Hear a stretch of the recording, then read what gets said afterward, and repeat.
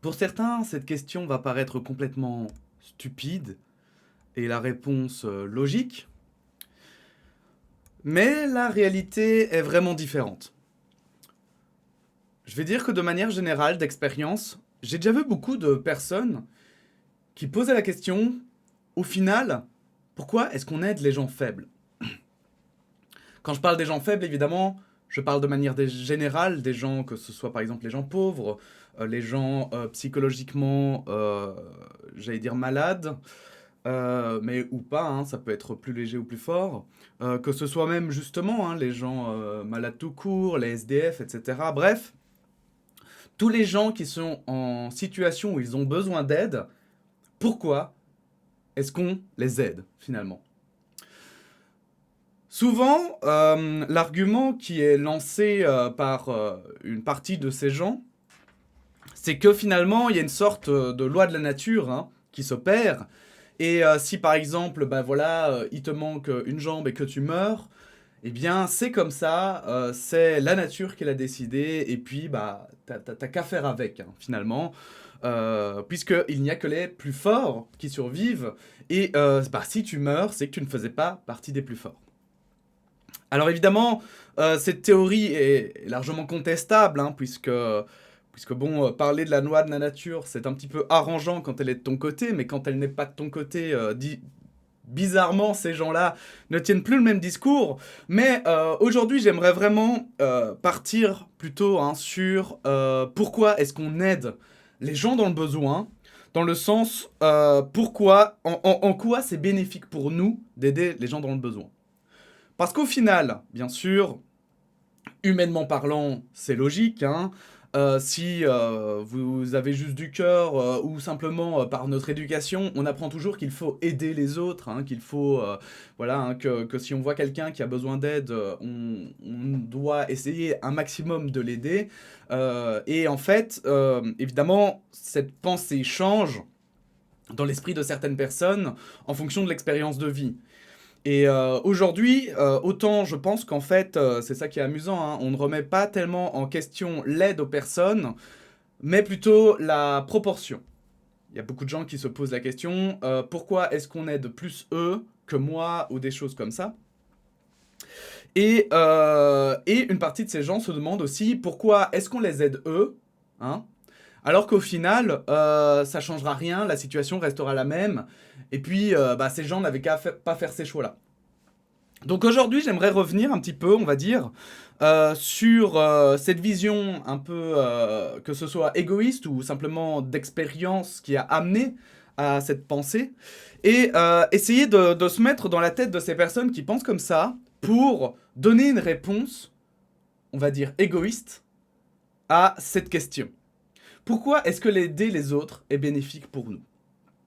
Alors pour ça, j'ai pris évidemment une série d'articles que vous allez pouvoir voir ici, hein. Donc je les ai toutes prises de la RTBF parce que c'était vraiment juste pour contextualiser le tout. Donc on peut voir Afghanistan, des gardes armés empêchent les jeunes femmes d'entrer dans les universités. Et on pourrait se demander, mais qu'est-ce qu'on s'en fout, c'est pas chez nous. Ici, retard de paiement de leurs allocations, les chômeurs en colère protestent devant le centre de service de la CSC Bruxelles. La CSC Bruxelles, c'est un syndicat. Et donc, effectivement, on pourrait se dire, oui, mais bon, les chômeurs, ils n'ont qu'à travailler. Pareil ici, direct guerre en Ukraine, Poutine menace une nouvelle fois de l'arme nucléaire, Zelensky attendu à Washington. Je vois beaucoup de gens qui se posent la question, pourquoi est-ce qu'on aide l'Ukraine finalement? On dépense des milliards, que l'on pense sortis d'ailleurs de nulle part, et on se dit, mais pourquoi est-ce qu'on aide les Ukrainiens finalement? Ils ont qu'à se démerder un petit peu tout seuls. Et ici, corruption présumée au Parlement européen. Ça, je vais le garder un petit peu en réserve pour revenir plus tard dessus. Vous allez comprendre pourquoi. Donc, aujourd'hui, on va parler de l'aide aux faibles et de l'avantage qu'on a. Alors, si on reprend par exemple l'article en Afghanistan, hein, où, pour résumer, hein, simplement les Afghans empêchent les femmes évidemment d'aller à l'université, c'est pas comme si c'était un grand mystère qui s'éclaircit, on le savait que ça allait arriver, c'était qu'une question de temps. Les talibans sont complètement malades et tarés, hein, c'est des fanatiques qui ne cherchent qu'à maîtriser la population, enfin voilà, ce sont juste des dictateurs en quête de pouvoir, hein, soyons clairs. Et du coup, coup, bah voilà, une manière de prendre le pouvoir, c'est d'empêcher les femmes de s'instruire. Mais donc, comme je le disais, on pourrait se dire, mais on s'en fout, c'est pas chez nous. Et à la fois, bah, c'est vrai, c'est factuel, c'est pas chez nous et on pourrait s'en foutre. Mais malheureusement, s'en foutre, en fait, a une incidence chez nous. Lorsqu'on voit qu'en Afghanistan, les femmes ne pourront plus s'instruire, eh bien, cela va amener à des conséquences. Les premières, si la situation reste comme ça, que les femmes sont de plus en plus opprimées, c'est que déjà, toute la partie des femmes qui étaient justement donc éduquées, dans le sens qui avaient suivi des cours, des cursus, et qui donc avaient des connaissances, vont les perdre, forcément, ou alors vont émigrer. Donc déjà, évidemment, il y a le problème de l'immigration. Donc déjà, si vous n'aimez pas l'immigration, bah dites-vous bien que c'est à cause de ce genre de comportement, c'est à cause de ce genre de dictature qu'il y a aussi des migrations. Hein. C'est à cause de ce genre de gestion, parce que il ne faut pas croire que ces gens veulent partir de chez eux. Regardez, ces gens sont d'ailleurs là-bas. Mais bon, plus tu es oppressé et plus il y a des gens qui vont fuir. Alors tu peux faire comme la Russie, hein, empêcher les gens de partir, mais ça n'empêchera pas malheureusement d'avoir une partie de ta population qui va quand même essayer de se débrouiller pour aller autre part. Donc ça c'est une première chose qui peut nous impacter directement, mais en fait en dehors de ça, on peut même voir plus largement, et notamment quand on parle de terrorisme, on sait que l'éducation a un rôle important à jouer là-dedans. C'est-à-dire que par exemple, ce qui a posé énormément de questions, c'est que les terroristes qui ont attaqué nos pays, hein, que ce soit la France ou la Belgique, eh bien ce sont des personnes qui sont nées en France ou en Belgique ou en Occident de manière générale. Et pourtant, ce sont des gens éduqués et en fait, on a eu beaucoup de mal à comprendre, ça nous est un peu tombé comme un pot de fleurs sur la tête. Hein. C'est un peu arrivé comme ça, on s'est dit, bah pas de bol, ça fait partie d'une minorité de gens qui ont un grain de folie dans leur tête et qui tout à coup se cassent et vont tout à coup faire des choses horribles. Ça, c'est un peu l'explication facile à amener. C'est un peu l'explication qui permet de se déresponsabiliser, évidemment, par rapport à tout ça. Et c'est, selon moi, une des explications les plus faciles. Parce que dire que quelqu'un est fou, en fait, c'est plus de notre ressort. C'est plus entre nos mains. C'est bon, voilà, c'est comme ça, on pouvait pas faire autrement et on ne pouvait rien faire.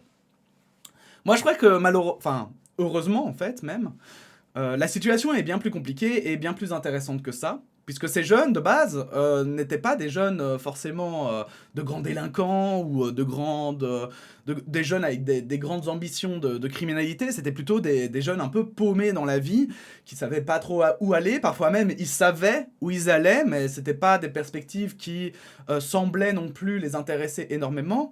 Par contre, ce qui les intéressait, c'était plutôt une espèce de justice. Une justice je vais le dire comme ça, mais mondial, de l'univers, un peu comme ça.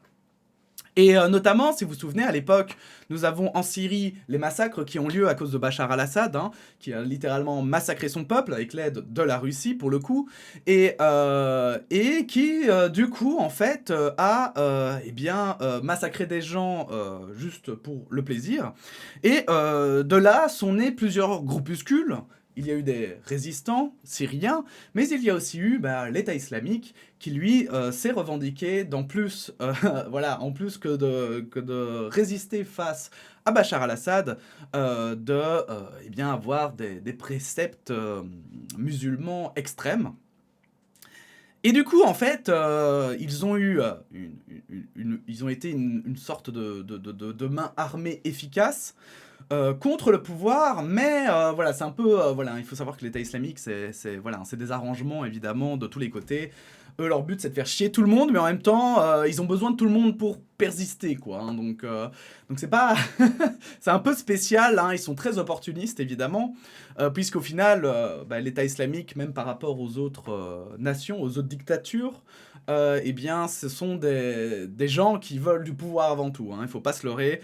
C'est toujours la base de ces gens, c'est pas des gens qui sont forcément très malins, ce sont pas des gens qui ont beaucoup d'ambition. Alors si, ils ont de l'ambition, mais c'est plutôt juste dans leur confort et la criminalité, et ce sont des gens qui veulent avoir un nom, qui comme ça, ils veulent se faire entendre dans le monde entier, mais qu'importe la manière, vous voyez. Si ils avaient pu parvenir à leur fin en étant hyper gentils, ils l'auraient fait. Il faut vraiment voir ces gens comme des opportunistes, sauf que bah, à la place d'avoir eu la chance de pouvoir le faire, j'invente, mais en achetant une entreprise, bah ils le font via les armes et le crime. Donc, on parle de cet État islamique qui vont en fait brasser chez nous des jeunes qui se sentent en fait qui sentent une espèce d'injustice dans leur pays, dans leur nation, et qui du coup et du coup en fait sont volontaires pour aider. On leur fait miroiter des rêves, on leur dit qu'ils vont révolutionner le monde, qu'ils vont littéralement changer le monde, et on n'hésite évidemment pas à les droguer, puisque forcément, vous savez, c'est difficile hein, de convaincre quelqu'un de faire des folies, surtout quand il n'est pas encore complètement fou. Parce qu'il y en a hein, qui sont fanatiques et deviennent fous. Mais il y en a qui voilà, hein, deviennent fanatiques, mais il y a un moment donné où quand même, la drogue, faut que ça aide. Et notamment, tous les terroristes prenaient de la drogue hein, pour pouvoir tenir le coup. Hein. Donc, alors, vous allez me dire, mais quel est le rapport entre ce que tu veux dire avec les faibles et l'État islamique? Eh bien, en fait, c'est très simple. L'État islamique est né de pays que nous avons négligés. Nous les avons négligés, nous les avons pour certains pillés. Et oui, oui, ce sont des mots durs, mais des mots justes. On les a pillés. Quand on pense à la Libye, hein, surtout quand on voit l'histoire avec Nicolas Sarkozy, etc., hein, eh bien, il est indéniable que nous avons fait des deals douteux, avec notamment des dictatures. Dernièrement, on parle même du Qatar, par exemple, hein, qui lui aussi hein, est une dictature et qui lui aussi se fait un malin plaisir à opprimer sa population. Mais surtout, comme vous le voyez, les conséquences, en fait, elles sont directes pour nous. Alors, je dis direct, mais ça peut être parfois dans longtemps. En l'occurrence, l'État islamique, par exemple, est né parce que la Syrie, nous l'avons laissée littéralement telle quelle. Nous avons laissé la Russie jouer son jeu comme elle le désirait. Nous avons laissé... Alors, certains n'aiment pas, en fait, cette façon de parler parce que certains pensent que, effectivement, et c'est vrai, hein, les Américains ont usé de cet argument, en fait, hein, pour en profiter et faire finalement comme la Russie, hein, c'est-à-dire annexer des territoires, mais sans vraiment les annexer. Hein. Et d'ailleurs, ils ont, la plupart du temps, échoué, on va pas se mentir. Mais je crois qu'en fait, moi, je vous parle vraiment d'aider dans un sens littéral et dans un sens beaucoup plus premier degré. D'accord? Vraiment aider des populations. C'est-à-dire qu'en Syrie, par exemple, je pense qu'il aurait été judicieux de vraiment, par exemple, intervenir pour aider les populations sur place. Mais pour aider la population, pas pour aller chercher du gaz, pas pour aller chercher je ne sais quelles ressources parce qu'on veut des bienfaits directs. En fait, non. Le problème que l'on ne voit pas quand on aide des minorités ou des personnes ou des gens faibles, c'est qu'en fait, on ne se rend pas compte que c'est bénéfique pour nous parce qu'on empêche des choses négatives d'arriver. Et donc en Afghanistan, là, ce qu'il est en train de se préparer, c'est littéralement un terreau pour des fanatiques, mais donc des gens, simplement, parce que le fanatisme, il se sert en fait du manque d'éducation, du manque de connaissances, mais en plus de l'injustice grandissante dans certains pays. Je pense notamment par exemple au Liban, à l'Iran, à tout un tas de pays qui se font opprimer en fait, ou qui subissent un petit peu les affres de l'Occident, mais de manière cachée ou indirecte. Et qui, alors parfois, je parle beaucoup de l'Occident, mais parfois l'Occident n'a rien à voir. Hein. Parfois, c'est juste que la situation sur place est pourrie, tout est corrompu, que ce soit les gouvernements, les institutions. Et donc, on fait face à des gens qui sont juste totalement paumés et qui se disent « Mais comment je vais faire pour survivre ?» Et donc, ça devient une question de survie, en fait, de participer comme ça à des États qui, en fait, sont juste structurés. Parce que les gens, il faut savoir que beaucoup de gens cherchent juste de la structure. Ils cherchent juste à vivre une vie tranquille. Et par exemple, être taliban, ça peut être vivre une vie tranquille. Ça peut être juste s'occuper, je vais dire, parce que les talibans font aussi la police hein, sur place dans les villes, etc. Donc ça peut être ça. Hein. Ça peut être s'occuper voilà, de juste faire le maintien de l'ordre, ça peut être tout un tas de trucs, un petit peu comme à l'époque, les Allemands avaient aussi hein, leur propre, voilà, ils avaient leur militaire, mais ils avaient aussi évidemment l'armée régulière, hein, où ils n'étaient pas tous fanatiques. Et donc en fait, le souci qu'on a, je pense aujourd'hui, et que beaucoup de gens perdent de vue, c'est que parfois, en fait, aider les gens a des bénéfices, mais à long terme.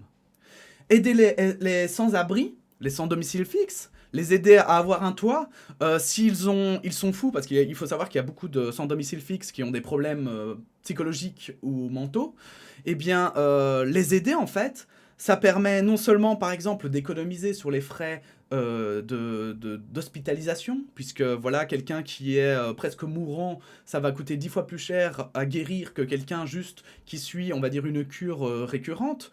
On l'a vu aussi, par exemple, avec, en Belgique, la personne totalement folle qui avait été à la police dire qu'il allait tuer des policiers, et qui finalement l'a fait, parce qu'on ne l'a pas prise en charge.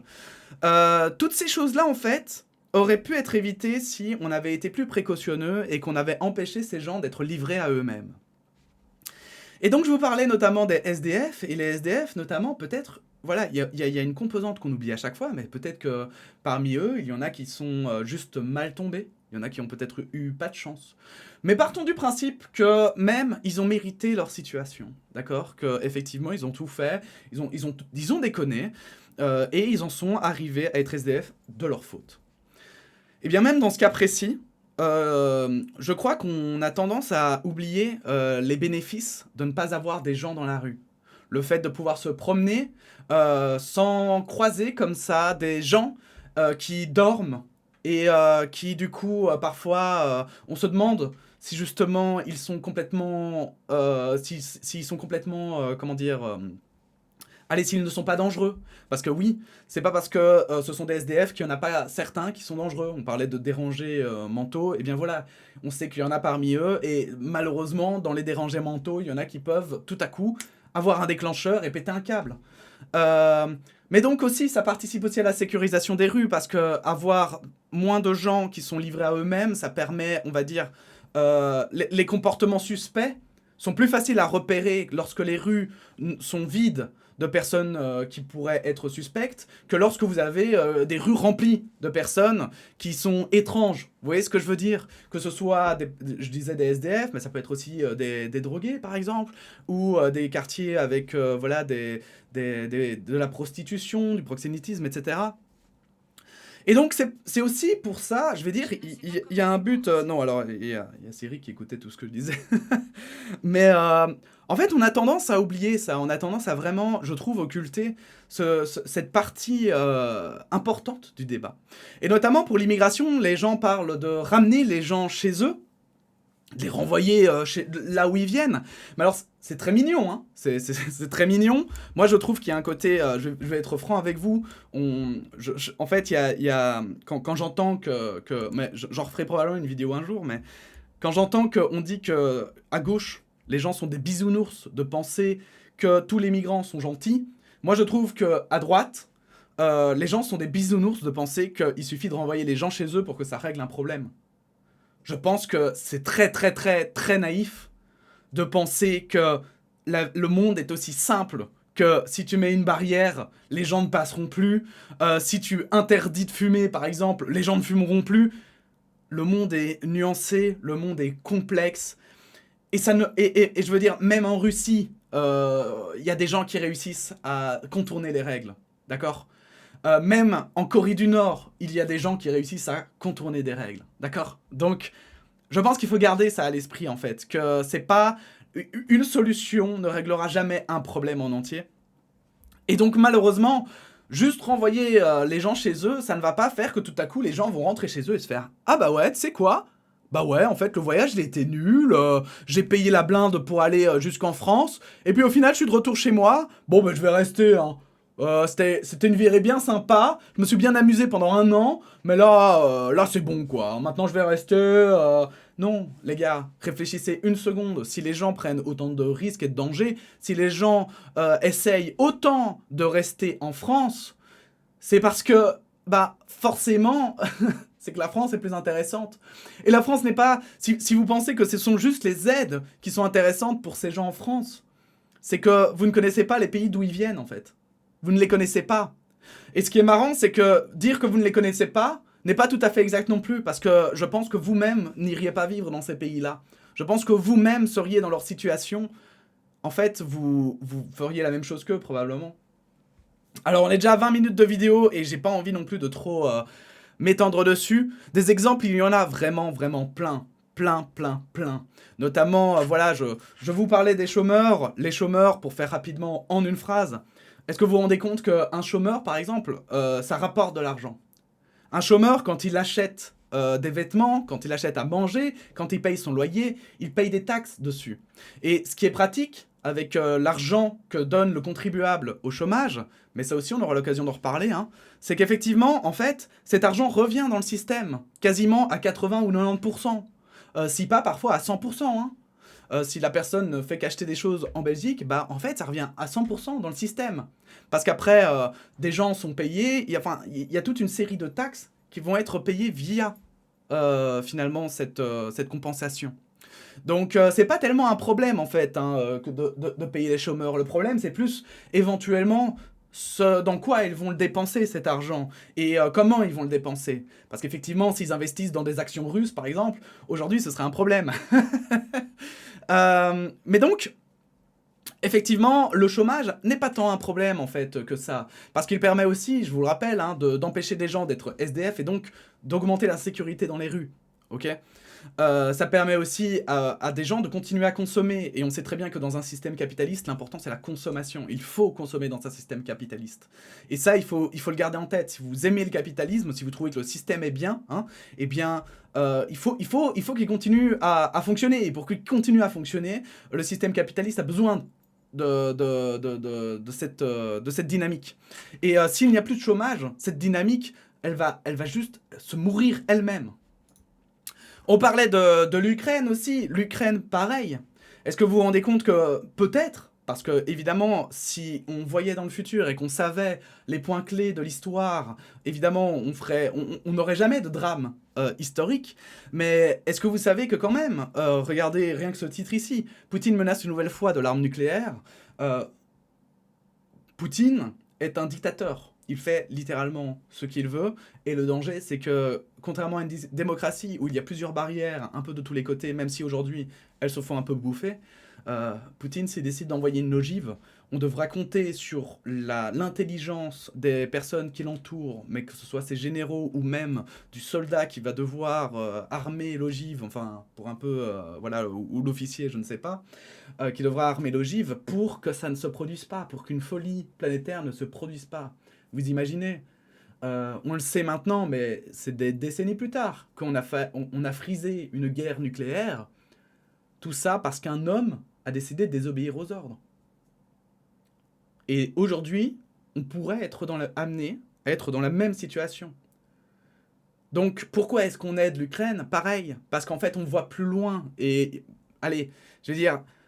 Je trouve que nos gouvernements, si vous trouvez comme moi que nos gouvernements ne sont pas souvent très malins, qu'ils ne sont pas souvent très aux aguets de ce qui se passe et sont déconnectés de la réalité, dites-vous bien que là, pour le coup, c'est bien l'une des seules choses dont ils ont conscience et qu'ils arrivent à voir dans le futur, on va dire, à calculer. C'est de se dire, mais on pourrait avoir une guerre nucléaire et une guerre mondiale si on n'intervient pas à temps.